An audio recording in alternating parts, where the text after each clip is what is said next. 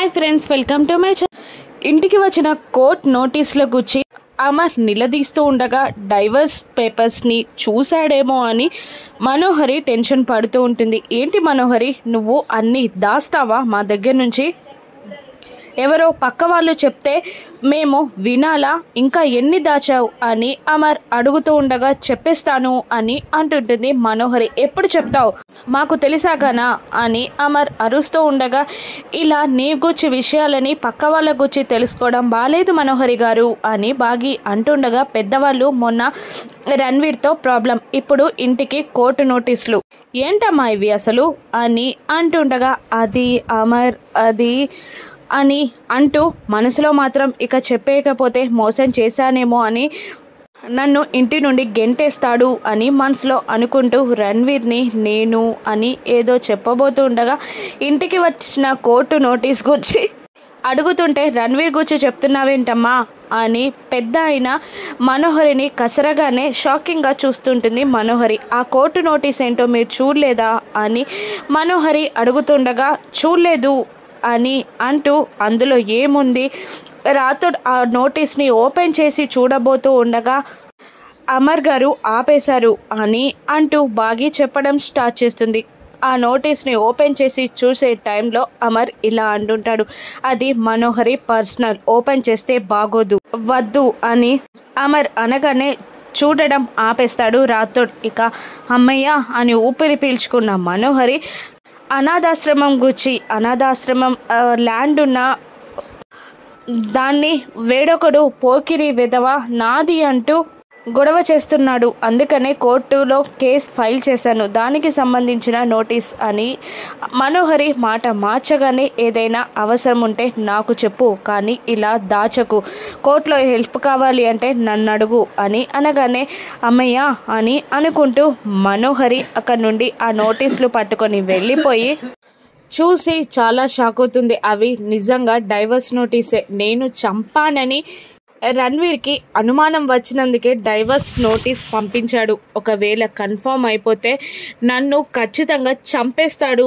అని మనోహరి అనుకునే టైంలోనే కాల్ చేస్తాడు. అమ్మా, వీడెందుకు కాల్ చేస్తున్నాడు ఇప్పుడు అని అనుకుంటూ ఉంటుంది మనోహరి. ఇక ఫోన్ లిఫ్ట్ చేయగానే, ఏంటి బంగారం, ఎలా ఉన్నావు, బ్రతికే ఉన్నావా అని అడగగానే, ఏంట్రా బంగారం ఏంటి అని మనోహరి కసురుతుంది. బంగారం కాకపోతే ఏంటమ్మా, కాదా చెప్పు, అమరేంద్ర గారి ముందు నిలబడి 10 నిమిషాల్లో నీ నిజ స్వరూపం నిరూపిస్తా అని అనగానే, వద్దు అని అంటుంటుంది మనోహరి. ఇంతకీ నిన్ను రణ్వీర్ పోలీస్ స్టేషన్కి ఎందుకు పిలిచినట్టు అని అనగానే, నాపై అనుమానం వచ్చింది అందుకే అని అంటూ ఉంటుంది మనోహరి. అనుమానం వచ్చినందుకే పోలీస్ స్టేషన్కి పిలిపిస్తే కన్ఫర్మ్ అయినందుకు నిన్ను నన్ను చంపేస్తాడేమో కదా అని కాళీ అంటుండగా, అవును, ముక్కలు ముక్కలుగా నరికి చంపేస్తాడు అని అంటుంటుంది మనోహరి. ఈసారి మిస్ అవ్వను అని కాళీ అంటుండగా, ఈసారి కనుక మిస్ అయ్యావో అసలు చావంటే భయపడేలా చంపేస్తాడు నిన్ను అని మనోహరి అంటుంటుంది. అంతలా భయపెట్టకు అని అంటుంటాడు కాళీ. భయపడడం కాదు, వాడు దెబ్బతిన్న పులి, చాలా జాగ్రత్తగా ఈసారి ప్లాన్ని ఎగ్జిక్యూట్ చేయి అని మనోహరి అంటూ ఉంటుంది.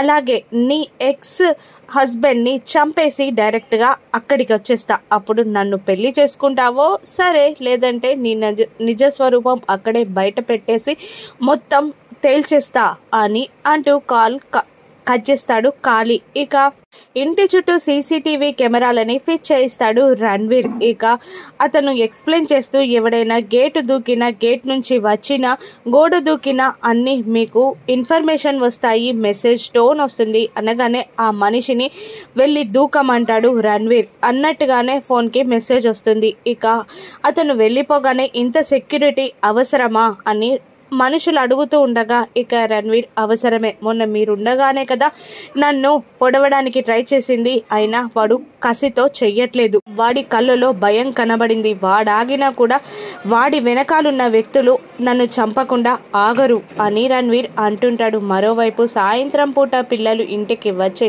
టైంలో పీటీ మేడం డ్రెస్ వేసుకొని విజిల్ పట్టుకొని అనామిక ఎదురుగా నిలబడుతుంది. అనామికని చూసి వాళ్ళందరూ షాక్ అవుతారు. ఇక ఏంటి అలా చూస్తున్నారు అని అంటుండగా మా కోసం ఇలా దారిలో వెయిట్ చేయాల్సిన అవసరం లేదు అని పిల్లలు అంటూ ఉంటారు. ఇక టైం చూసి హాఫ్ అన్ అవర్లో ఫ్రెష్ అయి కిందికి దిగి రావాలి, స్టడీ అవర్స్ ఉంటాయి అని అనామిక అనగానే మరీ 30 మినిట్సా అని అమ్ము అంటూ ఉంటుంది. ఇక అను నా మాట విను, మేము టైం టేబుల్ ఫాలో అవ్వం, మేము టైంని ఫాలో అవుతాం, నువ్వు మమ్మల్ని ఫాలో అయిపో అని అంజు అనామికని అంటూ ఉండగా ఇక అనామిక విన్నట్టే యాక్షన్ చేసి అలా చూస్తూ ఉండిపోతుంది. ఏంటి వీళ్ళ ఎక్స్ప్రెషన్స్ డిఫరెంట్గా ఉన్నాయి అని అనుకుంటూ ఉంటుంది అంజు. మళ్ళీ వెనక్కి తిరిగి చూసేసరికి కోపంగా చూస్తుంది అనామిక.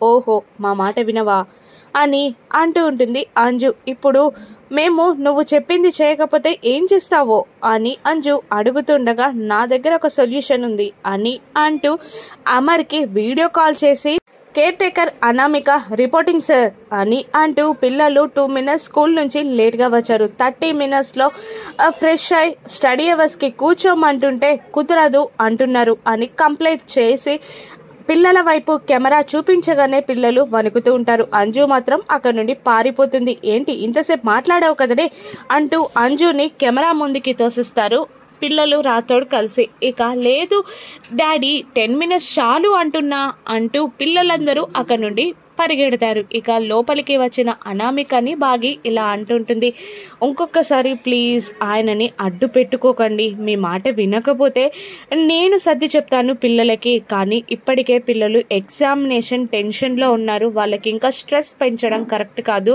వాళ్ళకి ర్యాంకులు రావాల్సిన అవసరం లేదు, వాళ్ళు బాగుంటే చాలు అని అంటూ ఉంటుంది ఆ బాగి. ఇక పిల్లలపై ప్రేమని గమనించిన అనామిక బాగి వెళ్ళిపోగానే రాతోడితో ఇలా అంటుంది, నిజంగానే మిస్సమ్మ గారికి వాళ్ళు సొంత పిల్లలు కాదా అని అడిగేస్తుంది. కాదు, ఎందుకు అలా అడిగారు అని అడుగుతూ ఉంటాడు రాతోడ్. ఎందుకంటే వాళ్ళు సొంత పిల్లలు కాదంటే నాకు నమ్మట్లేదు, సవతి తల్లి కూడా ఇంత ప్రేమగా చూసుకుంటుందా అని అంటూ నవ్వుకుంటూ ఉంటుంది అనామిక. ఇక నవ్వేస్తాడు రాతోడు కూడా. ఈవినింగ్ డైనింగ్ టేబుల్ దగ్గర అనామిక నిలబడి ఏదో సర్దుతూ ఉండగా అప్పుడే అమర్ లోపలికి వచ్చి మిస్సమ్మ వాటర్ అని అంటూ పైకి వెళ్ళిపోతాడు. ఇక అనామిక ఆలోచిస్తూ మిస్సమ్మ ఎక్కడుందో తెలియదు, ఆయనేమో వాటర్ అడిగారు, వాటరే కదా తీసుకెళ్తే సరిపోతుంది అని అనుకుంటూ వాటర్ గ్లాస్ పట్టుకొని అమర్ రూమ్లోకి వెళ్తూ ఉంటుంది అనామిక.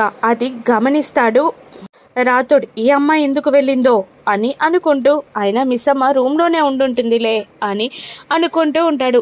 అప్పుడే మిస్సమ్మ కేరింతలు కొడుతూ బయటికి రాగానే ఏంటి నువ్వు రూమ్లో లేవా అని అడుగుతూ ఉంటాడు రాతోడ్. లేను ఇక్కడే ఉన్నా అని అంటుండగా వాటర్ గ్లాస్తో అనామిక మీ ఆయనకి కంపెనీ ఇవ్వడానికి వెళ్ళింది అని వెటకారంగా అంటూ ఉంటాడు రాతోడ్. ఇక వాటర్ గ్లాస్ అయినా పాల గ్లాసా అని అంటూ ఏడుస్తున్నట్టు ఫేస్ పెడుతుంది ఆ బాగి. ఇక ఇప్పటికైతే వాటర్ గ్లాసేలే అని అంటూ ఉంటాడు రాతోడ్. లోపలికి వెళ్ళిన అనామికని ఎక్స్క్యూజ్ మీ అన్నా కూడా కోపంగా చూస్తాడు అమర్. సారీ సార్, మిస్సమ్మ గారు లేరు అందుకే తీసుకొచ్చాను అని అంటూ వాటర్ గ్లాస్ అక్కడ పెట్టి వెళ్ళబోతూ ఉండగా విండోస్ నుంచి గాలి వేగంగా వీయడంతో డోర్ క్లోజ్ అవుతుంది.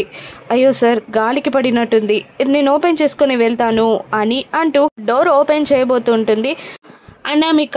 ఇక ఆ డోర్ సౌండ్కి బాగి ఏడుస్తున్నట్టు యాక్టింగ్ చేస్తుండగా నీ విషయంలో కూడా ఈ సీన్స్ రిపీట్ అయ్యాయేమో అని రాతోడ్ ఉడికిస్తూ ఉంటాడు. ఇక బాగి అనామిక సవతి పోరు మొదలైందా? రాను ఎపిసోడ్స్లో చూద్దాం. Thank you for watching.